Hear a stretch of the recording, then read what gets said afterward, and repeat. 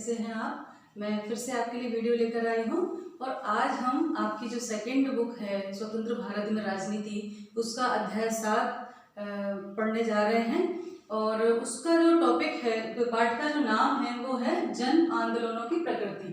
यानी इस पूरे अध्याय में हम क्या करेंगे, सारे जो आंदोलन किए लोगों ने उनके बारे में, सामान्य जन ने जो आंदोलन किए हैं उनके बारे में जानेंगे।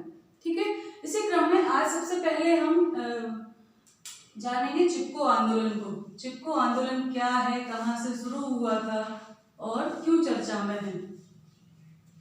तो ये जो चिपको आंदोलन है वो उत्तराखंड के गांव से शुरू हुआ था। कहाँ से शुरू हुआ था? उत्तराखंड के 2-3 गांवों से स्टार्ट हुआ था। 2-3 गांवों से, ये चमोली जिले में था, गांव से शुरू हुआ था। ठीक है,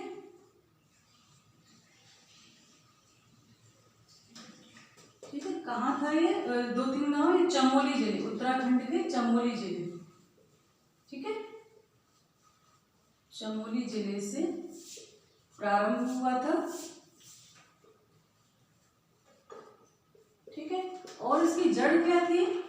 इसकी जड़ थी कि गांव वालों ने सरकार से, वन विभाग से, क्योंकि वन थे, पूरे वन आच्छादित जगह है, तो वहां पर जो अम्बू के पेड़ थे, स्थानीय जो गांव वाले थे उन्होंने वो अम्बू के पेड़ों की कटाई की परमिशन मांगी थी, जिससे कि वो खेती बाड़ी के औजार बना सके। ठीक है, तो वन विभाग वालों ने उसके लिए मना कर दिया। ठीक है, यहीं से शुरुआत हुई थी। अम्बू के पेड़ों की कटाई की मांग की थी। ठीक है, ये अम्बू के पेड़ खेती बाड़ी के औजार के जो औजार है वो बनाने के लिए उनके काम आते थे, तो उन्होंने उनकी मांग की थी और उन्होंने मना कर दिया, है ना। वन विभाग ने मना कर दिया, वन विभाग ने या सरकार ने मना कर दिया। ठीक है, उसके अलावा क्या किया उन्होंने, एक खेल सामग्री बनाने वाली कंपनी को वो ठेके पे दे दी वो जमीन। खेल सामग्री बनाने वाली कंपनी को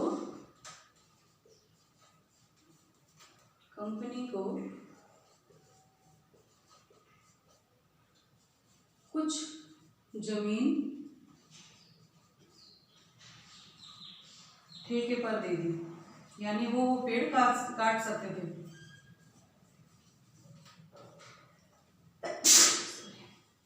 तो यहाँ से विरोध शुरू हुआ। अब गांव वालों ने कहा कि जब हमें आवश्यकता थी, जंगल जमीन, जो जंगल जमीन है उस पर स्थानीय निवासियों का अधिकार होना चाहिए, और जब हमें आवश्यकता पड़ी, हम तो सिर्फ अपनी खेती के औजार बनाने के लिए मांग रहे थे, थोड़े से चाहिए थे, तब आपने मना कर दिया। वहीं बाहर की एक कंपनी को लाए और आपने ठेके पे दे दिया।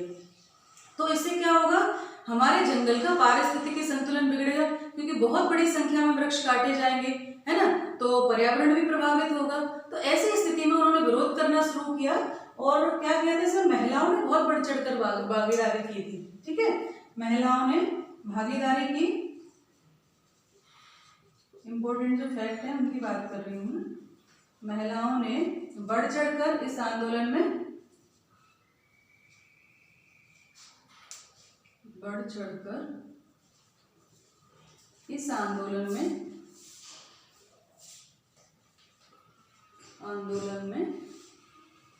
भागीदारी की।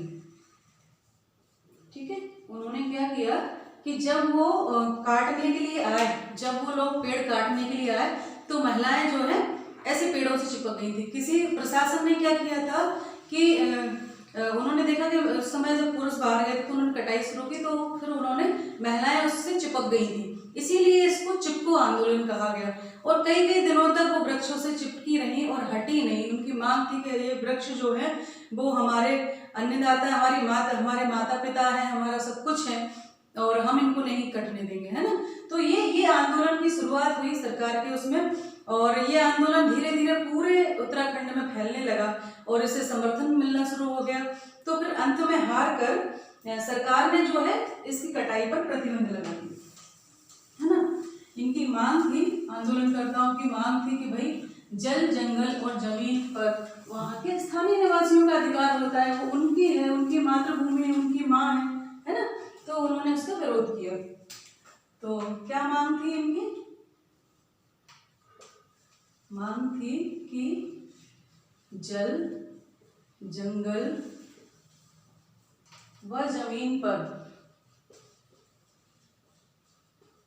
स्थानीय निवासियों का अधिकार होता है, निवासियों का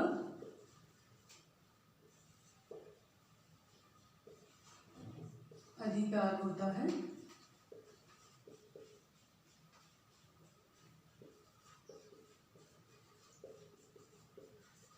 ठीक है। इसके अलावा जो चीज थी वो क्या किया सरकार ने मांग मान ली, 15 वर्ष के लिए